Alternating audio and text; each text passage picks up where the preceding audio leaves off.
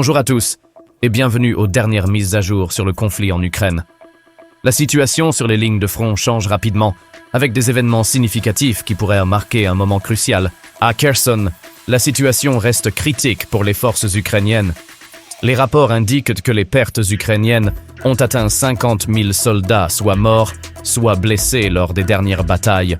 Malgré ces pertes sévères, la direction ukrainienne continue de pousser pour des contre-attaques dans cette région, bien qu'avec un succès limité. Cette stratégie semble épuiser davantage leur armée déjà fatiguée. Pendant ce temps, les forces russes progressent de manière significative dans la région du Donbass.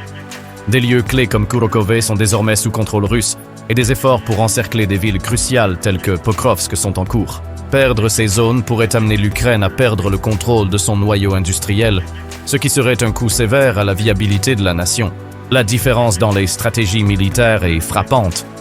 La Russie utilise une approche méthodique visant à détruire les forces ennemies plutôt qu'à capturer des territoires pour la publicité.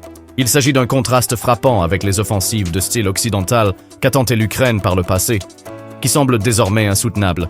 Le Washington Post a récemment publié un éditorial reconnaissant que l'Ukraine perd des troupes plus rapidement qu'elles ne peuvent être remplacées et que la fatigue sociétale devient évidente. C'est la première fois qu'une telle admission apparaît dans une grande publication occidentale, soulignant les dures réalités sur le terrain. Ajoutant au chaos, la scène politique ukrainienne est sous pression. Le président Zelensky se prépare à sa réélection, mais son soutien s'effrite. Ses efforts pour marginaliser les challengers potentiels, notamment son ancien commandant Zeluzhny, par des promesses ou des menaces, ont soulevé des questions sur la légitimité des élections à venir. En regardant vers l'avenir, des responsables américains comme Kellogg suggèrent un délai de 100 jours pour parvenir à des négociations, ce qui semble trop optimiste. À ce moment-là, si les avancées de la Russie et les pertes de l'Ukraine se poursuivent, la situation pourrait devenir irréparable. Il y a une inquiétude croissante aux États-Unis concernant leur implication dans le conflit. Des échecs initiaux du renseignement et des récits trompeurs ont créé des attentes irréalistes quant aux capacités de l'Ukraine, laissant les décideurs et le public non préparés. En résumé, l'Ukraine est à un carrefour critique. Les revers militaires, l'instabilité politique et le soutien occidental en déclin poussent le conflit vers ce que certains analystes qualifient de phase finale.